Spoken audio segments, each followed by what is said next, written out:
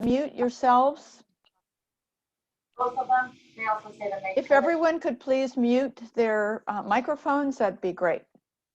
My name is Carrie Maddox, and I'm president of Tallahassee Scientific Society, and I welcome you all to, this is our second adventure in virtual field trips. And we call this series Learn and Explore, and Dr. Lambert Kanga from FAMU Center for Biological Control is going to tell us all about bees and give us some insight into some of the challenges that bees are facing and how his group is approaching those challenges to help provide a safer world for bees and other insects. So I'm also looking forward to hearing about the Center for Biological Control. So welcome, Dr. Kanga.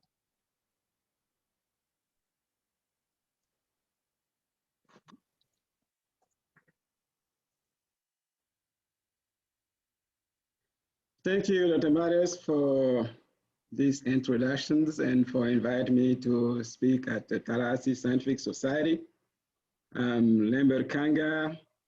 I'm the chair of the entomology program and director of the Center for Biological Control at Florida A&M University. I'm originally from Ivory Coast in West Africa. Did most of my study at Texas A&M University, where I get my PhD degree. And I major in toxicology and also in plant pathology and entomology. Now, good evening, everyone. Thank you for taking some time from your busy schedule to attend these presentations.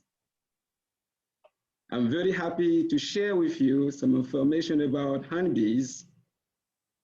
I'll start off with an overview of the Center for Biological Control, and then I'll segue into the importance of honeybees and their social structure.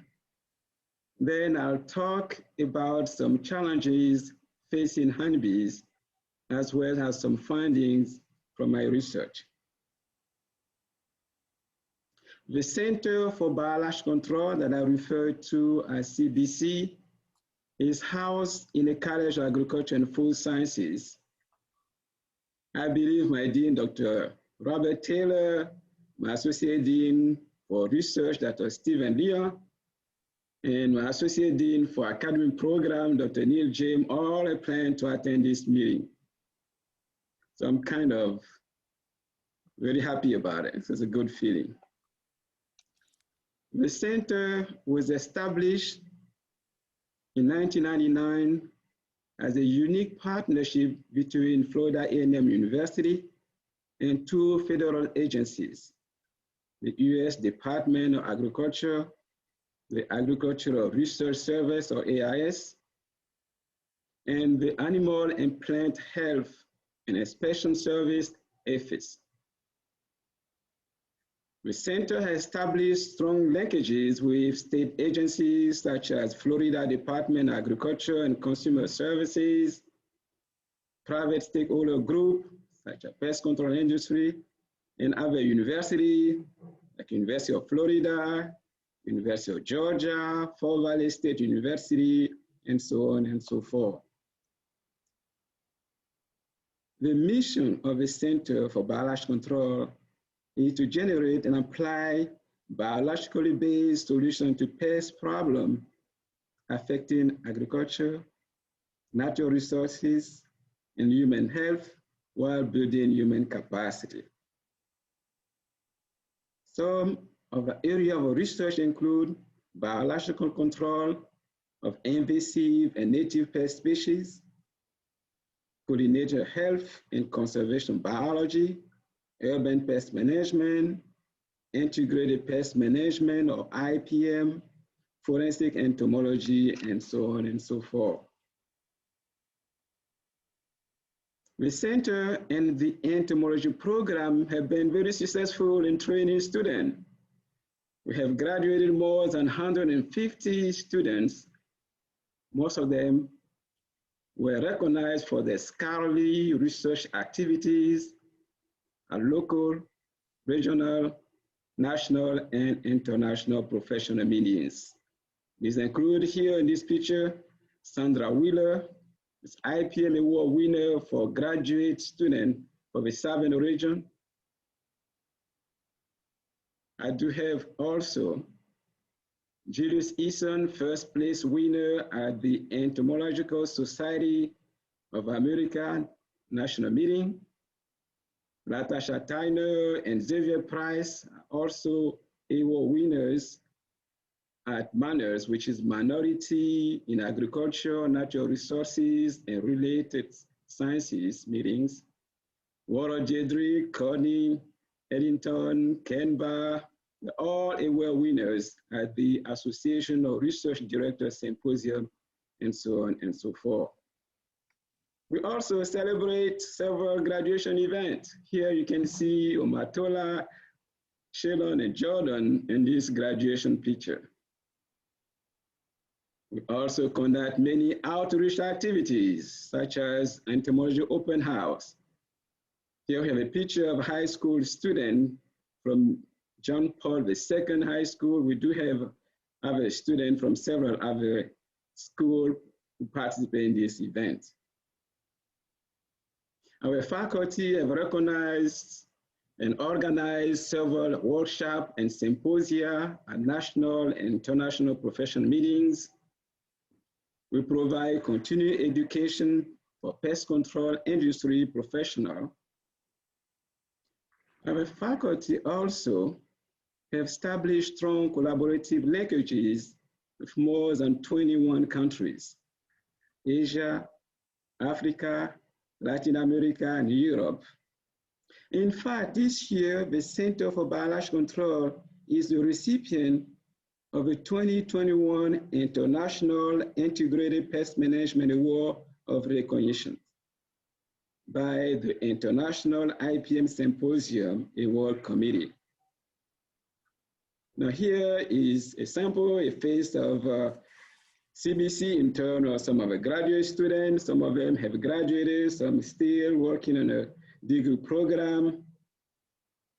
And on this one, he's a faculty member associate with the center.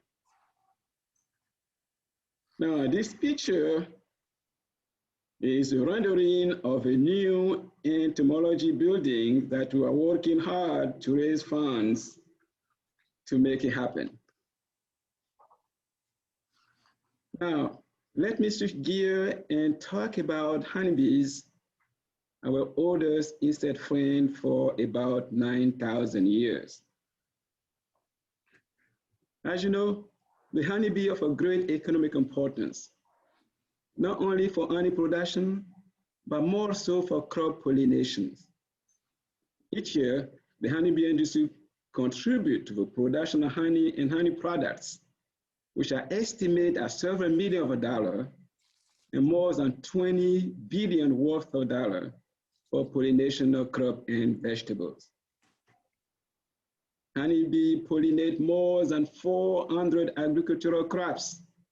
Some of them, like blueberry, avocado, onion, almonds, broccoli, they're all 100% dependent on honeybee pollination. And we also improve biodiversity by pollinating wild plants.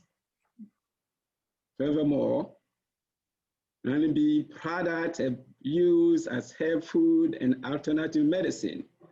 For example, propolis, the glue-like substance that the bee collects from the trees, has antiseptic and antibiotic properties. The bee wax used in cosmetic, antiseptic property. The royal jelly, the bee bread, used as dietary supplement for human health. Now, the bee venom has been used to treat several human diseases, such as arthritis, asthma, multiple sclerosis, and so on and so forth. Now, the genome of the bees has been fully sequenced to provide a better understanding of human diseases for use in the treatment of diseases such as cancer. overall, without honeybees, there will be no hamburger, no vegetables, no food on the table. As such, honeybees are critical for our own being and survival. Now, there are several species of honeybees. About 9 of them has been described so far. The Apis dorsata is a giant honeybee. It's in South Asia and Pakistan. It hasn't been domesticated yet. Apis florea is a dwarf honeybees in Central and Southeast Asia, has not been domesticated either. Apis cerana, the oriental honeybees from Asia, like countries like Russia, China, India, Indonesia, this one has been domesticated. So is Apis mellifera, the European honeybees, the one has been introduced here in North America from Europe, also has been domesticated. Now, within Apis mellifera genus, we do have several subspecies. The most important one, or most common one, are Apis mellifera for Northwest Europe, Apis mellifera ligustica from Italy, Apis mellifera sculata from Africa, and many, many more subspecies. Now, let me switch gear a little bit and talk about the life cycle of a honeybee. It has complete metamorphosis.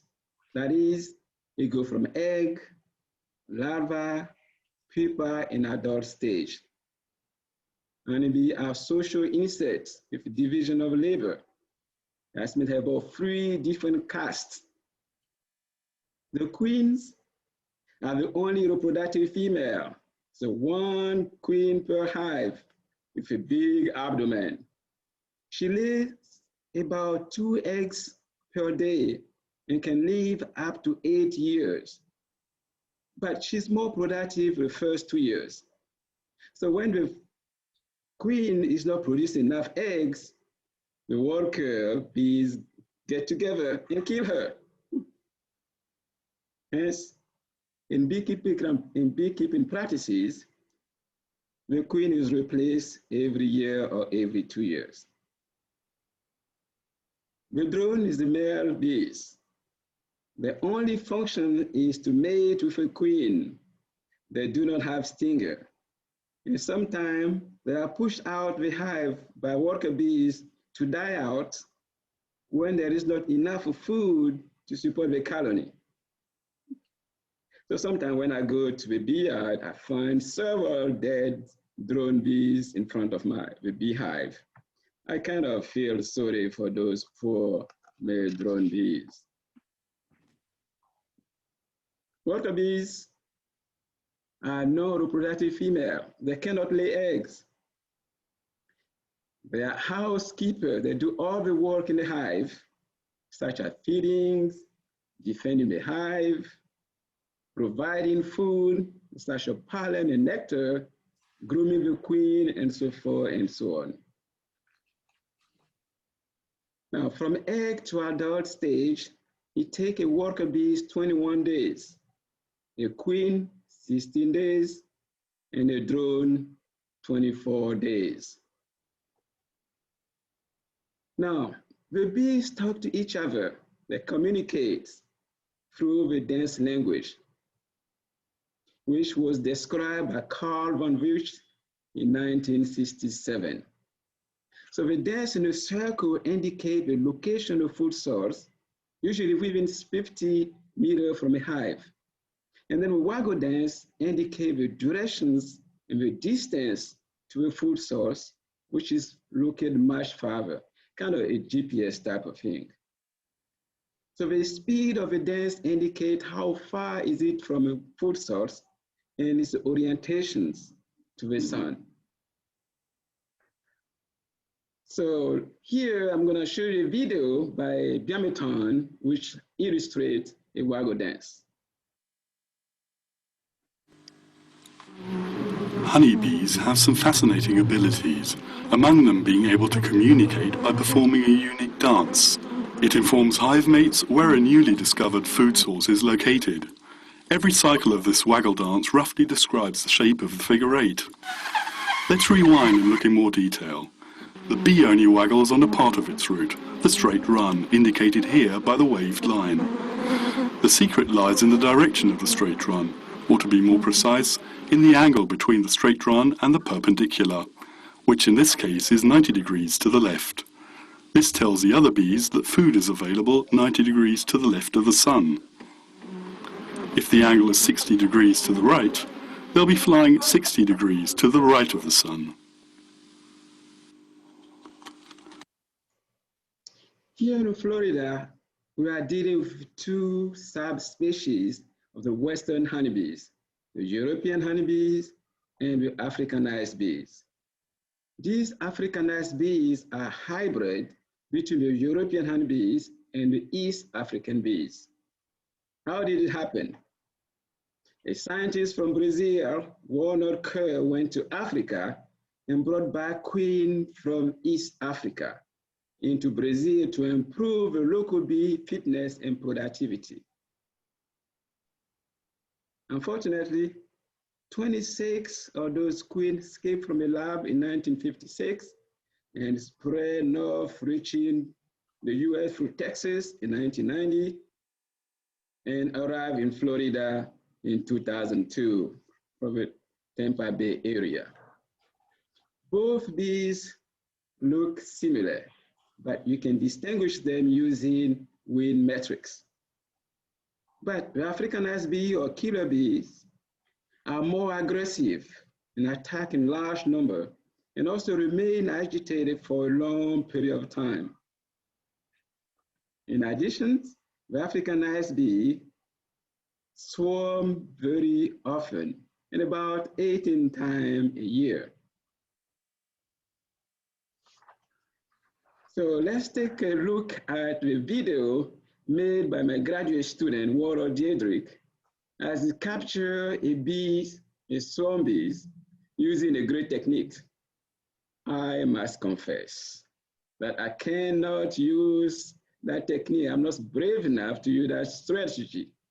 Myself, I capture a bee swarm by placing the bee boxes underneath a swarm, and then I wait until all the bees get inside the bee box, and then I take them to my employee. Let's watch the video then.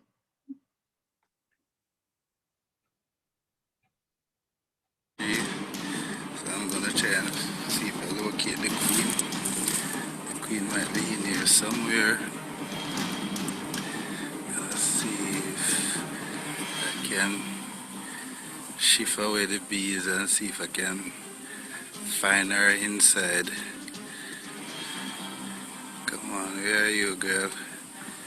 When I find her, then I'm gonna take her out and put her in this box right here. But first, I'm gonna have to sift through patiently and after I sift through, search through, then I'll find her, and after finding her I will. It's warm in there. After I find her, then I'm gonna, I'm not seeing her, but I'm watching where they are moving to. Got a bees on my hand, but I still have to can shift away the bees and see if I can find her inside. Where are you, girl? When I find her, then I'm gonna take her out and put her in this box right here. But first, I'm gonna have to sift through patiently and after I sift through, search through, then I'll find her. And after finding her, we're there.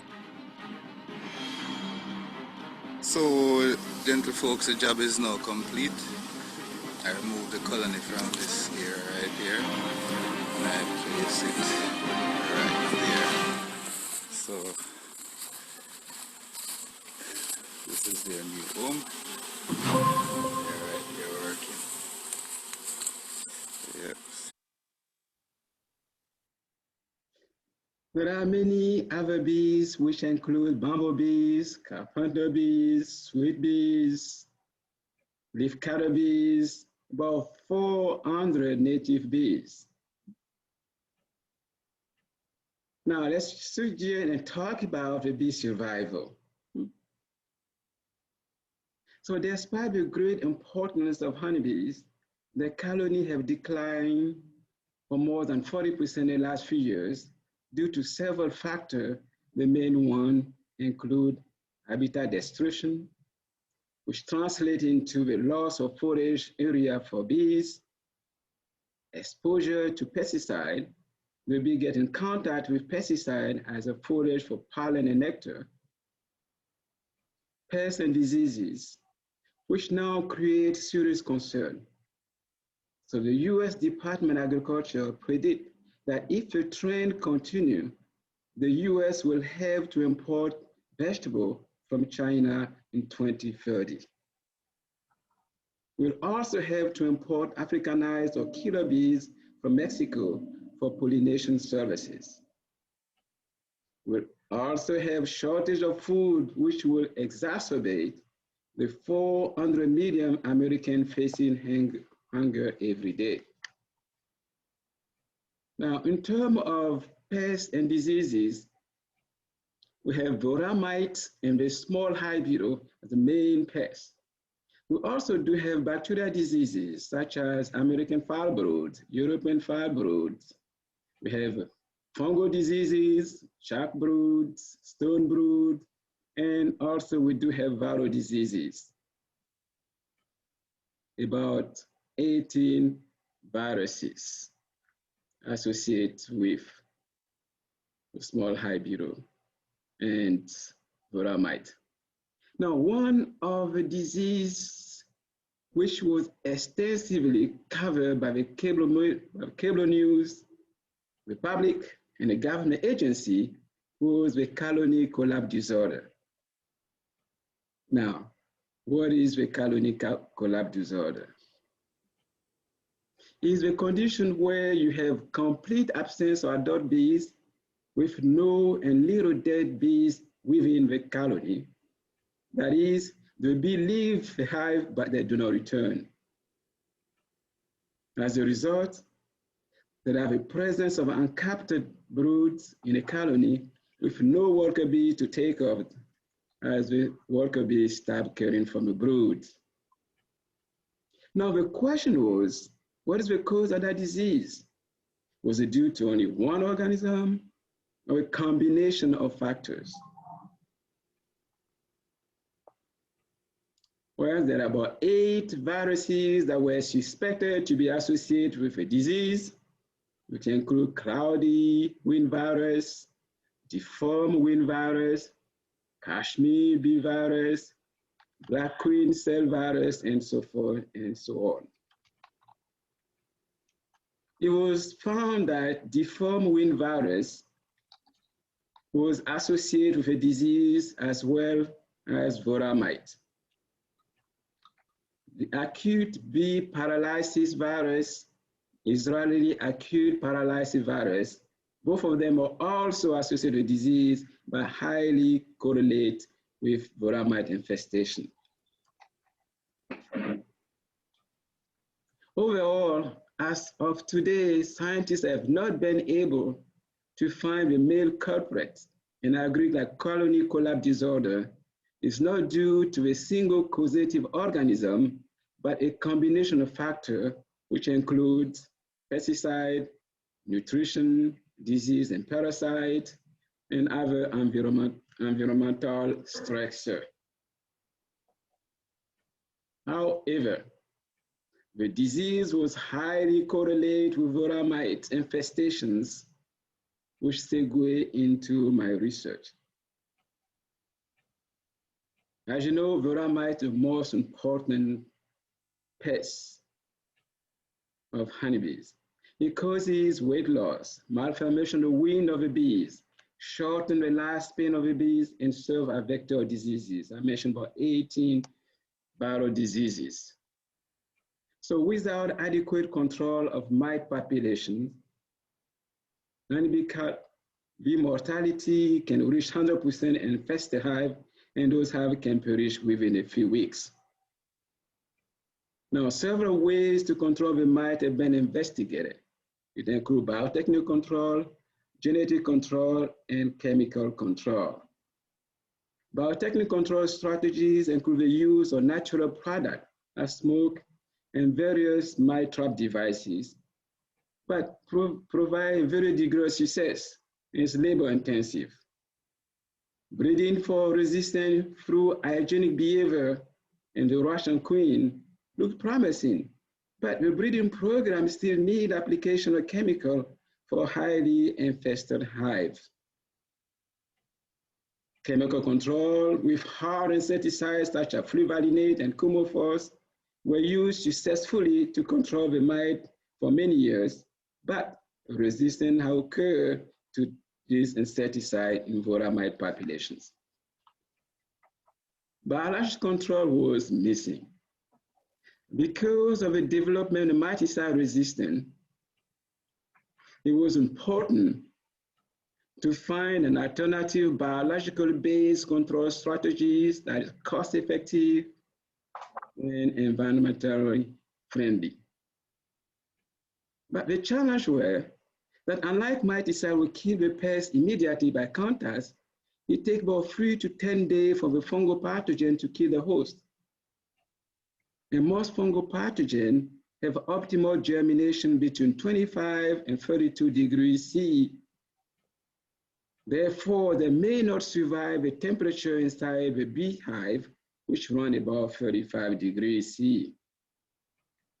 In addition, varroa mite live inside the seed broods in developing larvae and cannot survive outside the host for more than 2 hours to allow us to run fungal bioassays.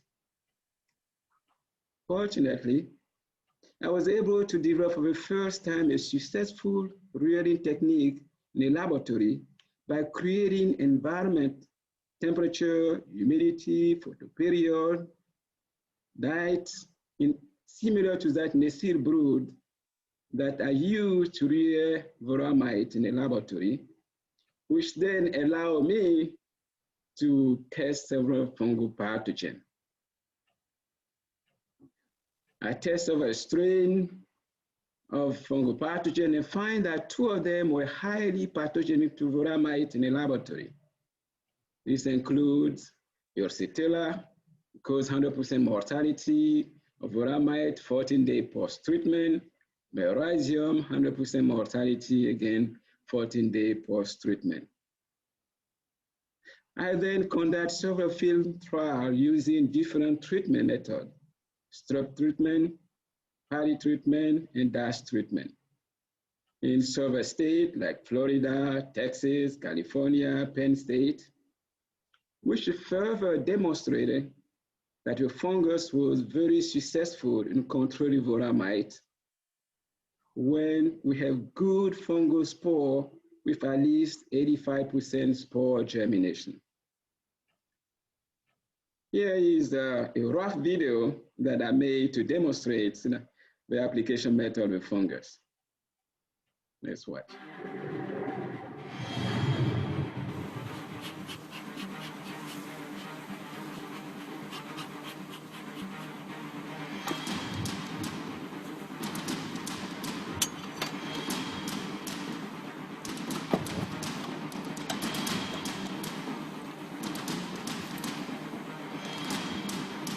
Smoke it first, take the lid off, and then I select one of the frame.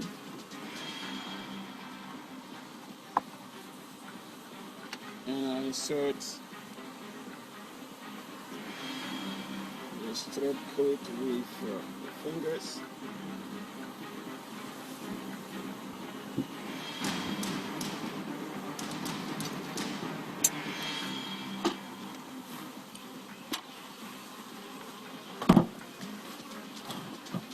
Close it. That's it.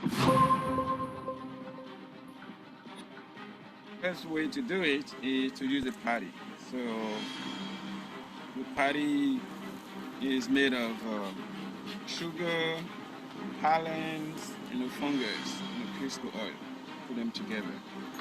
So beekeepers usually know how to do the patty. So you just open your hive, put the patty on the top. It's easy to do. Put it over there, and then close it, and then move to the next one. So it's much faster.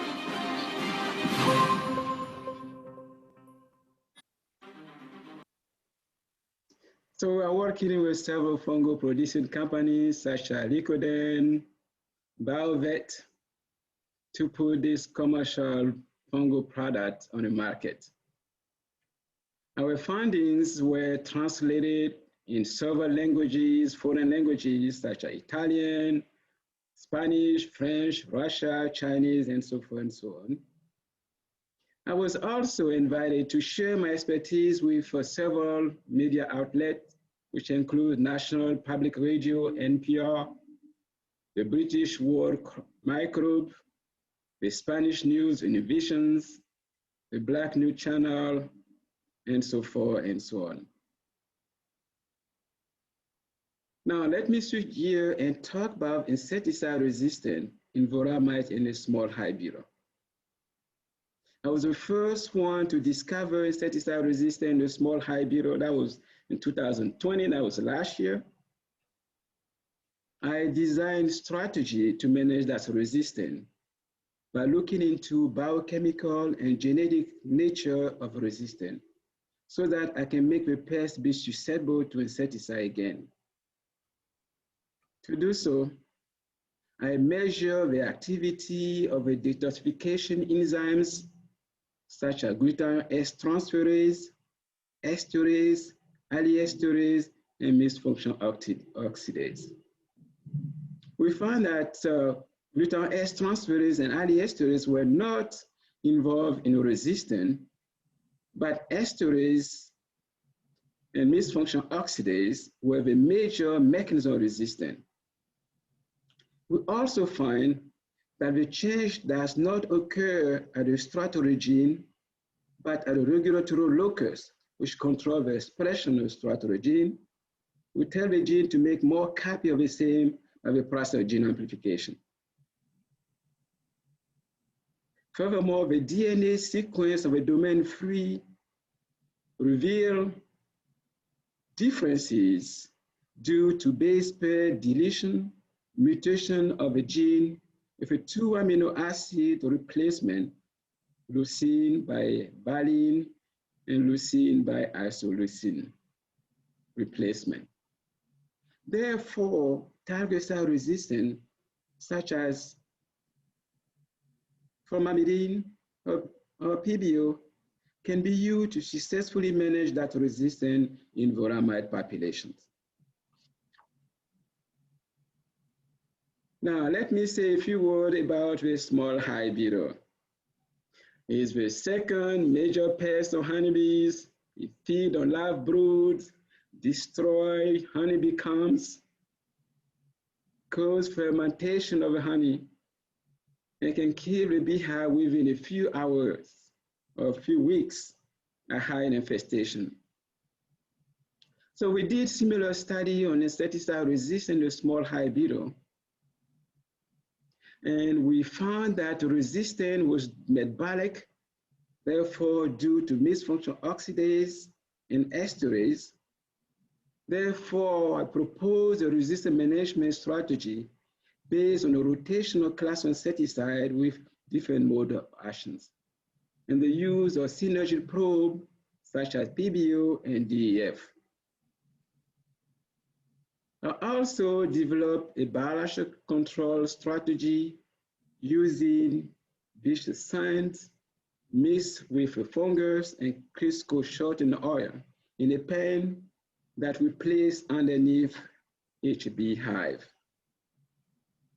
We know that the larva of a small hive beetle pupate in the soil. Therefore, as they crawl down to pupate in the treated sand, they become infected with a fungus and then they die. So by doing so, we break the life cycle of the pest in active pupal stage and significantly reduce the small hive beetle populations. So we are working with fungal producing company to find the best formulations for commercialization. Now, how could we assist in enhancing honeybee health and therefore ensure our survival in terms of food security and reducing hunger? We can do so by creating ideal environment that enhance honeybee and other pollinator health and prosperity. Thus, we can establish bee gardens. We can also botanic garden in front yard or backyard of the house with flowering plants such as hyssop, rosemary, marigold, sunflower, basil, and so on and so forth. We can also establish backyard beekeeping where you and your significant other can spend quality time working on bees, like in this picture. This can improve quality of life, reduce stress, anxiety, provide opportunity to exercise, as well as health-related benefit. Well, at this point, I would like to close my presentation. But before I do so, let me say that honeybees are critical for our own survival. Fungal pathogen can be used successfully to control honeybee pests as alternative to chemicals. We can save honeybee population by providing an environment conducive to their protections and success. I would like to acknowledge some wonderful people who provide assistance with these studies. It includes Walker John Cassino, Jim Rich, Walter Diedrich, Walker Marischal, and Gander. At this point, I turn control of the meeting back to Dr. Matos. Well, I'll turn my microphone back on and one hand clapping here. That was absolutely fascinating. Thank you, Dr. Kanga. I mean, you really took us inside the life of a bee and explained why they're so important. Honestly, I had no idea. So one of the first things that struck me, and I'll wait for people to either turn their microphones on or post questions in the chat. Either one will work. One thing that I was really struck by your talk is that your research includes so many different disciplines. I mean, I saw microbiology, I mean, obviously entomology, molecular biology, field science, biochemistry. And so training graduate students, they really have to learn an amazing amount of information to carry forth research. Yes, they do. And some of them are very good. You know, I have a couple of graduate students here can testify. I have Armando, I have Warner. Yes, they're graduate students are very good. Yeah, they have some of, but they usually focus them in some of the real interests. You know, some of them want to work on pathology, therefore, you know, work on pathology associated with bees or other insects. Some of them want to work on toxicology to provide them that area of expertise. Some of them want to work molecular, so we do that as well. So I kind of learned those things along the way. Yeah, that's really impressive. All right, so we have a question in our chat. Do you want me to read the question, Dr. Kanga, or can you see it? Okay. So one of our board members asks, if someone wants to host a bee colony, who should we have them contact? So you might put your contact information in the chat for people to see. Okay, I'll do that. And I have a beekeeper that I work with. And I do have a workshop every year at Quincy where we train people to start bee colony, beekeeping. Yeah. But I'll put my contact information in the chat. Okay. I have another question is, different honeys have different flavors, and they're sold or marketed by the plant that the bee is gathering nectar from, right? Yes. So is that what causes the difference in flavor, or does it have anything to do with the bee's identity? I think the most important aspect is the plant himself. You know, what type of nectar the plant produces. And the bee usually go to that special plant. They're monoelectric. Sometimes they're polyetic, but usually monoelectric. So if you want a certain type of honey, you can just grow those plants around your hive, you know, and then that's what they're gonna have. So you can have those type of specific honey that you want.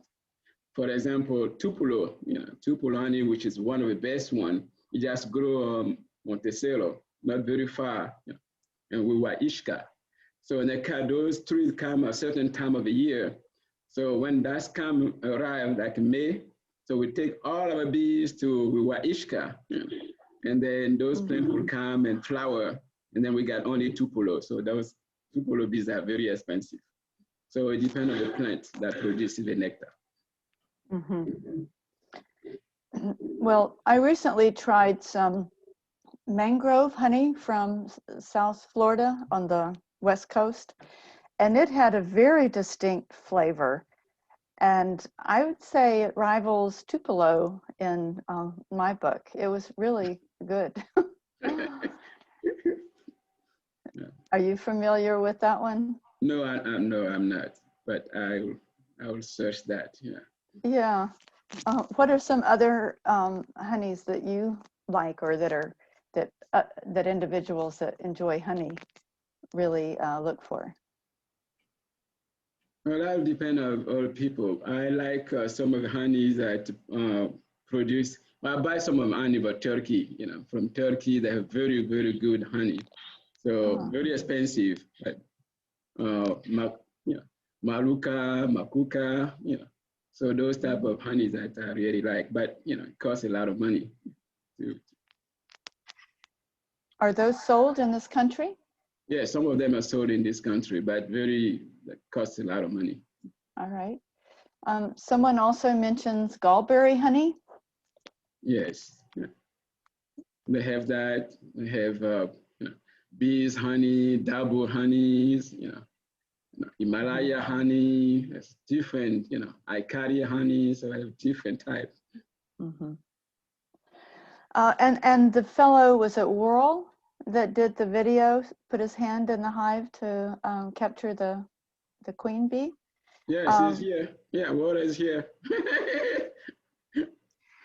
Worrell, you're very brave, but thank you so much for making that little video. So what causes the bee to then sting you? I mean, how does that happen? How is he safe to do that? Worrell, you can answer if you'd like. Yeah, Worrell never told me his secret. He doesn't, show any pain when he gets stung. Like me, when I get stung, I curse in French about 10 times. But Worrell doesn't do that. Okay, so whenever you have a swarm, most time the bees, they engorge themselves with nectar. And during that time, they just want somewhere to go and rest and unload. So you have to really squash or so forth to get to, for them to really sting you at that point.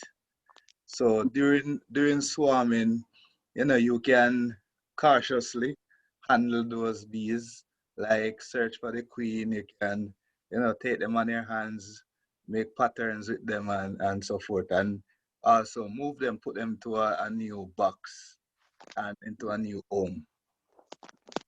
Yeah, before they swarm, they just feed themselves. They eat a lot of food because they don't want to have to go someplace and look for food. So they swarm. Therefore, by doing so, they already left the hive, so they're not defensive. So usually, a bee will sting you because it's protecting the hive, protecting the honey. So as soon as they leave the hive, they don't really sting you. You got to crush them, and, for them to be aggressive.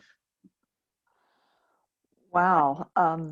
Well, thank you, Worrell, for going through that. And that you had a picture of a man that was covered with bees. Why would someone do that? Do you know the picture I'm talking about? Yes, I know. There's a lot of people do that. Yeah. Oh. This guy was doing that to sell his honey. I don't know how, but sometimes people have flutes, they just sing and then the bee will come. They have different way to do it. But this particular guy, he wanted to prove that his honey was so good. So he covered himself there. I don't know where he learned this technique, maybe from his ancestor. So he covered himself with bees. And then he tell people, look at, the bee likes me, So therefore the honey that they produce is a good honey. And after, when you read his story, he was able to sell a lot of his honey. His store is always empty. Oh. So, that was a funny picture. So we have some more questions in the chat. Someone wants to know if some honeys have more healing properties than others.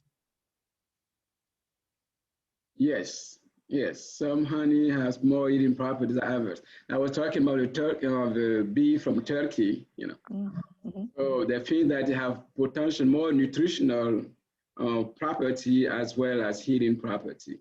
So they just make a lot of comparison between different honey, and they did find that some of them have those properties, those qualities. So some are, but it depends on which plant. Some plants like sunflower and marigolds, those plants, some have less, nutritional values to them. So if the bee goes and get the nectar for that particular plant, it's not going to have most of the properties that it's looking for. Okay, thank you. We have another question, and I'll just read it to you because it's a little bit long. Though we do not want this to occur, you indicated that some concern that we may have to get vegetables from China by 2030. Is there any concern about the same problems that we have here occurring there, since they also have environmental problems? Or is there concern about contamination because of shipping, those sorts of issues? If we have further decline of bees, honeybees. Yeah, this will occur when we have a colony collapse disorder, which is about 2006 to 2010. People was worried more about it. Right now we still have a decline of honeybee by 40%, but it's kind of steady. So this concern is not as critical that you used, once used. But they did have the same problem that we're having, you got voramites there, small hive beetle there as well. But the concern have declined a little bit. Mm-hmm. We've heard about individuals transporting hives to California, for example, from Florida. Is that happening more and more? Yes, that's that's a very lucrative business. So most of the time, the beekeeper don't get enough money for the honey, but they do get enough money for migratory bees. So they send the bees, to go to California from here to pollinate, the almonds. So it costs like maybe $45, per hive. They have 4 in each corner. So they make money by going there and pollinating. So from California, they go to North Dakota. From North Dakota, they come here to pollinate the citrus as well. So there is a big market in terms of migratory bees. But it does cause a lot of problems. So you have a problem here, disease, you take it to California, take that disease to Montana and North Dakota and bring it back. But I guess they make more money by pollinations than making only honey. And so every time these bees are transported to a new site, they have to investigate their surrounding and find a source of food? Yes, yeah. Every time they go there, it's easy for them to find food. And they fly and they go out and look for, and then they do the same thing like Dante was talking about. They come back and tell them, communicate, I find food here and feed there. So when they go to a new area, the worker bees will come out and look for food. So they're gonna kind of forage, look around to find out how much food they have in the area. And if they don't, they'll go much further. But if they do have food around the beehive, it's easier for them so they don't die out they don't spend a lot of energy, which really end up killing them. Yeah. I'd like to invite our audience if they have some additional questions. Dr. Kanga and others that are new to TSS, we have a series of presentations usually in the spring. The last 2 years have been difficult for us. But we had a speaker come from New England somewhere, and some of the participants on this Zoom talk might remember that. And it was a researcher, a bee researcher from New England, and his students were studying the Waggle Dance. And so we had a presentation of that Waggle Dance, and it was fascinating. So I really appreciated when you brought that in and then connected their dance with where they were going to go. I mean, I think all of us are just amazed at the ability for organisms to communicate. Yeah. Yeah. Okay. Well, this has been really excellent. Thank you very much. And I so appreciate you responding to my invitation. I read about your research in the Democrat. I think you received an award recently, and that was published. And it was like, oh gosh, this guy would be really great to have come to our group sessions, our virtual field trips, and share this. So, and it's really nice to have an introduction to the Center for Biological Control. It sounds like you guys really are doing some very interesting, amazing things. So keep up the good work. Yeah, thank you for inviting me. And thank you for everybody for coming out. And I know you got busy time, but you make it here, and appreciate that very much. And Okay. If you will turn it back over to me, I will put up my PowerPoint for the annual meeting of our members. So. Okay, let me do that. And again, everyone is welcome to stay and hear a little bit about TSS.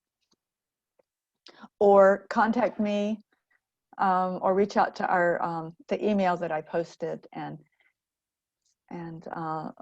let's talk and share ideas about different ways to provide more outreach to our community so that we can work together. So I'd love that. All right, so I'm now host. And so now, let's see, let me share my screen.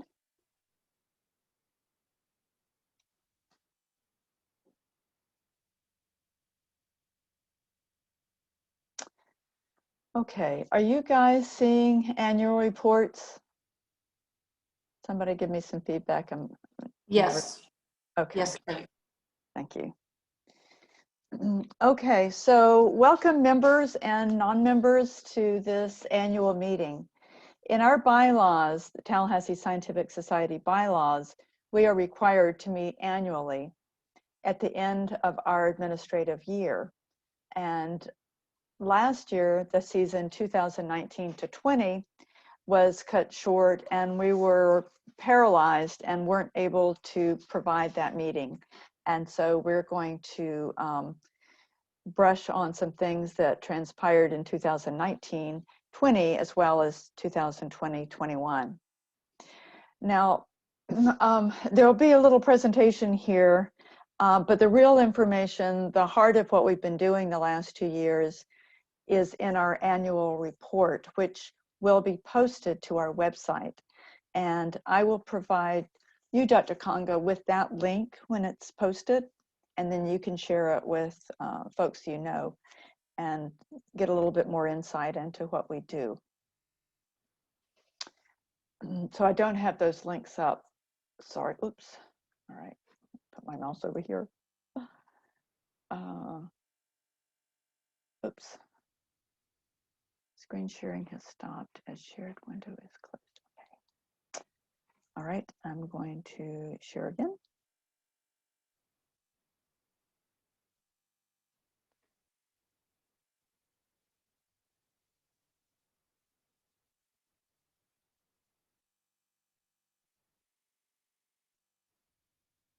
Whoops. Oh.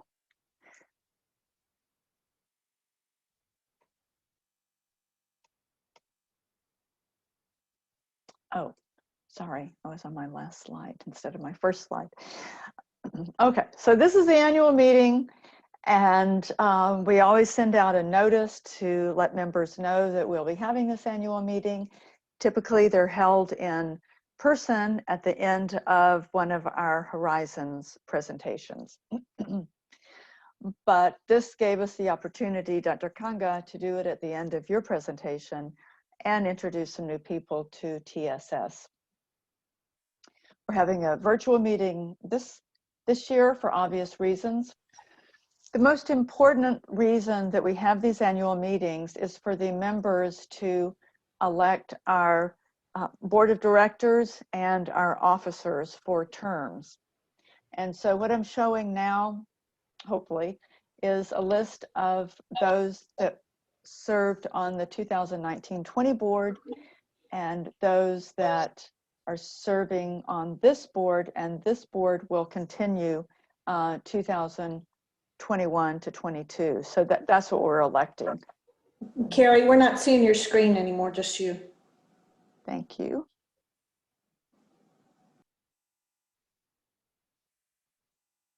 Are you seeing it now? Yes. Okay. All right. So two lists of board members. The previous year, 2018-19, we had a board of directors that had been serving on the board for a number of years, and we had several that retired about the same time. And so we've been struggling the last couple of years to identify some possible new members for our board of directors. And so we've lost a few that we miss terribly, but we've been able to recruit some new ones. And so there's some new names here for those of you that have seen our presentations in the past. Martin Brimmer and Shannon Gooden-Davidson are both have both come out of the College of Education Science Education program. We have Wallace Knight, and for those of you that don't know Chris Harvey, our vice president, they come from Leon County Schools Association. We have Dr. Adrian Stevenson, who is associate dean at the college, at the graduate school of Florida State University, and she does a lot of outreach on her own as well. We have Susan Benson, who is also with the school system, but she is different from Chris and Wallace in that she's actually in the classroom. She is president of an organization called BLAST, This is an organization of science teachers in Leon County. And we're working to tighten that partnership so that we can help the Teacher Association do a variety of activities, and we would like to have their input on some of our activities as well. So we do not have a big budget. We have, you know, right now less than $10,000. Our money comes primarily from membership dues. It also comes from donations. And we are working towards reaching out to corporations and businesses in town to help generate a little bit more income for our society so that we can do more, because we have big plans. Okay, still seeing my presentation, my screen? Yes. Okay. All right, so right now we're down to less than 100 members. We have been up to over 200 in the past, and we're going to actively seek out and invite individuals to join with a goal of reaching 200 so that we can have a special status with AAAS. We'll be an associate member of AAAS, and that provides us with some benefits. So some of our events are free and open to the public, such as this. Our Horizon events, there's a charge for a ticket to attend that when it's face-to-face, because we're bringing in people from other places in the country. So we have expenses, we have travel expenses, lodging. So if you're a member, you get a discount on those tickets. But really, we are trying to raise money to do outreach in the community. And if you were to go to join, you would go to our website and under join, and you would see these options. General member, retired, teacher, and students are free. So Dr. Kanga and others, faculty at FAMU, if you have students that would like to join, it's free to join, and we'd love to have them. Now, we also are trying something new, and we're inviting people to join and become a member at a higher level than general or retired. And you'll see these individuals on our website join page. And these are all scientists or science educators that share a connection with Tallahassee. So Paul Dirac was at FSU for a while, Harry Croto at FSU, and Penny Gilmer is one of the founders of TSS. And we're really working hard to keep up some of the traditions and carry those forth. And Al Hall with Penny Gilmer was one of the founders.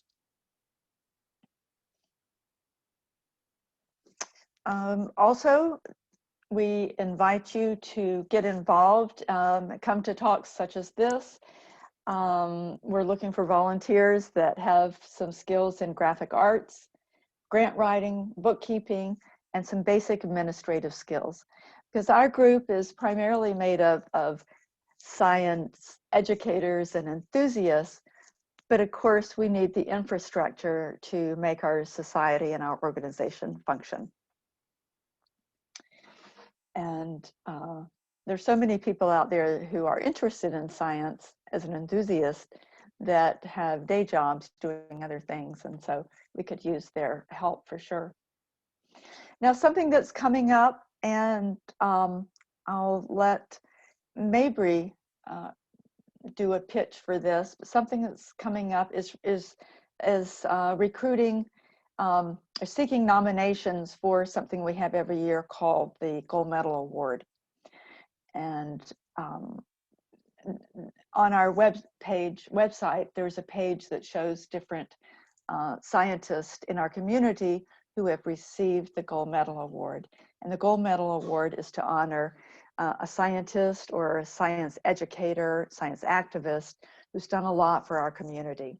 And we seek nominations from members, and the board of directors then selects one individual to receive the award, invites them for a public free talk, and we also have a reception.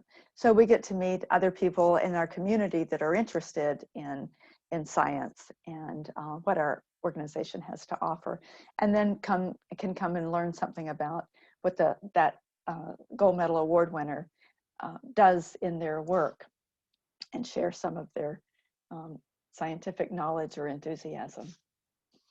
And as I mentioned, we'll have a reception for that, and it's an opportunity to meet some other people.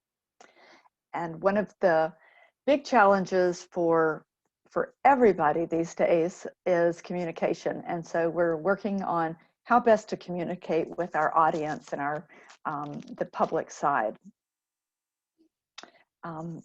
And we will have these annual reports available soon. And so I will post news about where you can find that in our website so that it's easy to look through. And so within the annual reports, we describe some of the things we've done.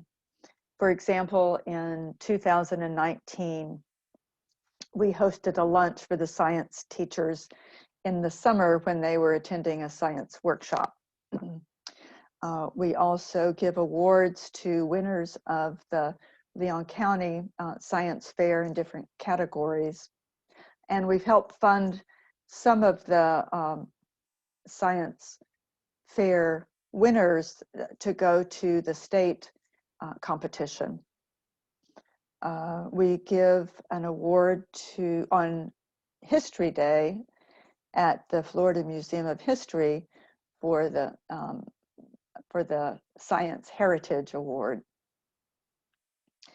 And we are developing a program to help students that don't have the means attend summer science camps.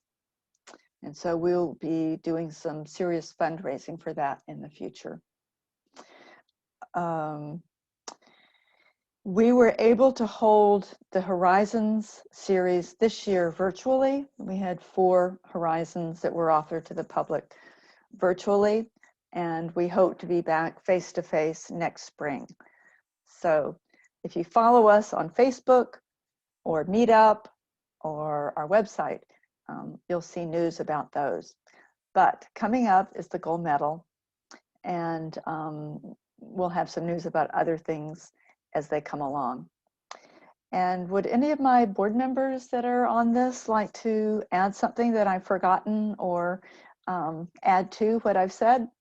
I would appreciate it.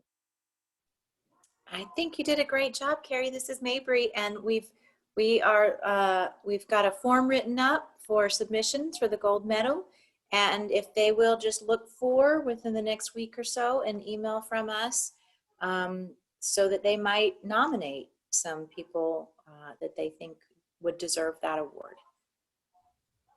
Last year, we were able to have a really wonderful presentation by Dr. Laura Green from the Mag Lab. And we're able to have a reception. Then we started. And that was the year before last. The year before last. And then we started 2020. And of course, everything came to a screeching halt. And so it was a disappointment that we weren't able to have it last year. But we didn't want to have just a virtual talk because part of the Gold Medal Award is the reception and the opportunity to be social with people. So this year, I think we'll do it. Carrie, this is Carol Zimmerman. Hey. And yeah, just wanted to mention that we're hoping to start up field trips. We've got the Learn and Explore, but we're hoping to start up field trips in person, also, as well as our Horizons. Right. I'm glad you mentioned that, because in the past, we've had some really outstanding field trips in the community, outside, geological field trips. We had a talk, part of our Horizons, that was given by Greg Erickson, paleontologist at FSU, and he invited people for 2 days to come into his lab and have a field trip and see the different fossils in his labs. So I'm wondering, maybe we could have a field trip out to FAMU Center for Biological Control and get a firsthand view of what you guys are doing out there. That would be really awesome. Some other field trips that are coming up. That would be awesome. Yeah. Okay, all right, well, let's talk about that. Okay. We hope to have one with near the Apalachicola National Estuary Environmental Research, I think that's the acronym, down at Apalachicola or East Point, I guess it is.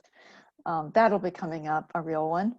So anyway, lots happening, and I'm really excited as we turn the page on so much isolation and social trauma as we've been through the last year. So we will hopefully move on. So I forgot, we have to vote on the slate. And so I need to now backtrack, go back to the slate. And I'm actually not sure how many participants here are members. Let me take a look. And this is a question I'll pose to the board. I'm wondering, since we don't have a lot of people that are members on this, if we shouldn't just send out a survey for people to vote. Or should we just take this number here? What do you guys think?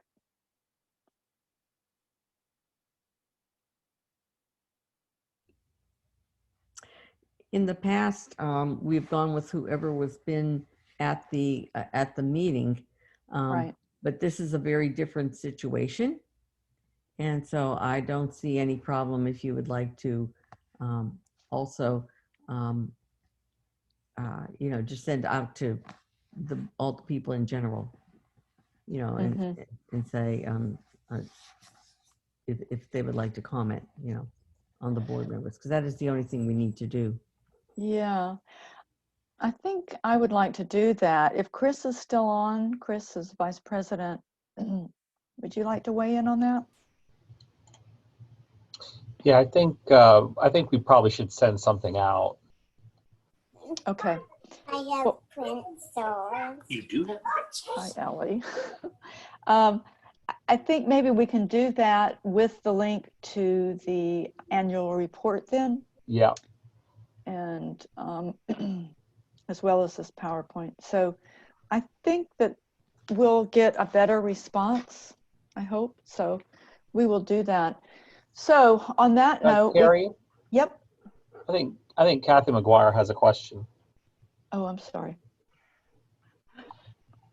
Hi, yeah, thank you. I should have put up my electronic hand.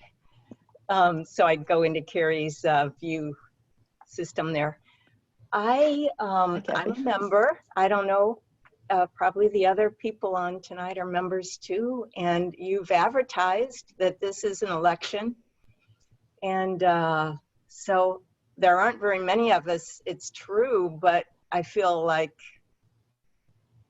it's, you know, it's a little disrespectful not to have us vote and to turn it over to people who did not come to the meeting. So, but I won't say anything other than that. I won't, you know, you guys are the officers and you have to do what feels right. But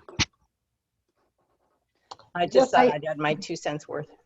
Thank you, Kathy. And I really appreciate you being here and several others that were able to stay after the talk. So I guess, Carrie, I guess my only concern, and I appreciate Kathy's comments and bringing them up. My only concern is whether or not, and I don't know because I don't have it in front of me, whether or not there is any requirement that we have a certain percentage of the members present in order to have this vote. And I don't, the 30% is a number that's sticking in my head. Now, maybe I'm thinking of something else. Yeah, Fred? So that would be my only concern. To address Kathy's concern, I think you could have these people vote, and then we could check on the bylaws, and if we don't have to send anything else out, then we don't necessarily have to do that. I don't have the bylaws in front of me, and I'm not remembering what percentage, if there is a percentage that's required. Mm-hmm. Well, the election of the slate is rather a ceremonial task. It's not like you're choosing between one or another. So, with that said, let's see. We have 1, 2, 3, 4, 5, 6, 7, 8 members that I see here. So that's below 10% of our membership. And I do understand that doing a meeting like this after a virtual talk is difficult for people to make. So that said, if we do vote here, we'll do the raise our hand. Is that right? Mm-hmm. Yes. And I am trying to figure out, Kathy, you figured it out, where my hand, where my hand is. It's at the happy, oh, if you're the leader on Zoom, you don't have a hand. Mm. That's why you can't find it. It's typically at the happy face, the reactions. The reaction space. Yeah. Okay. All right. Well, I know how I'm going to vote. So I guess this is a very strange way to do it. I should have thought this through. Let's see. Okay. All right. We've got, okay. All in favor of accepting the slate as is for the 2021-2022 year, raise your hand.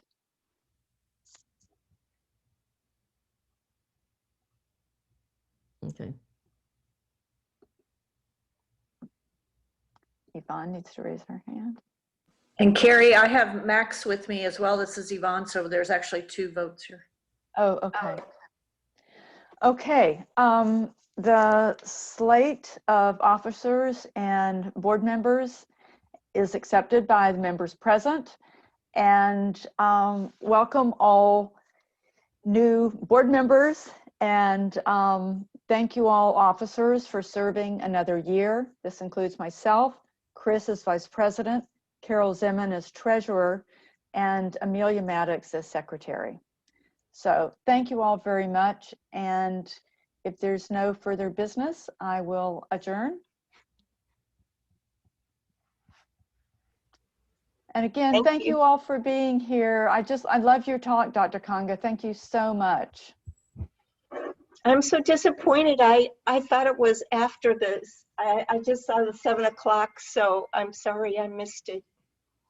Oh. Oh, well, we've recorded it. And so you'll get to watch it that way after we render it and upload it. Was that Kathy who said that? Yeah, great. I'll check the website.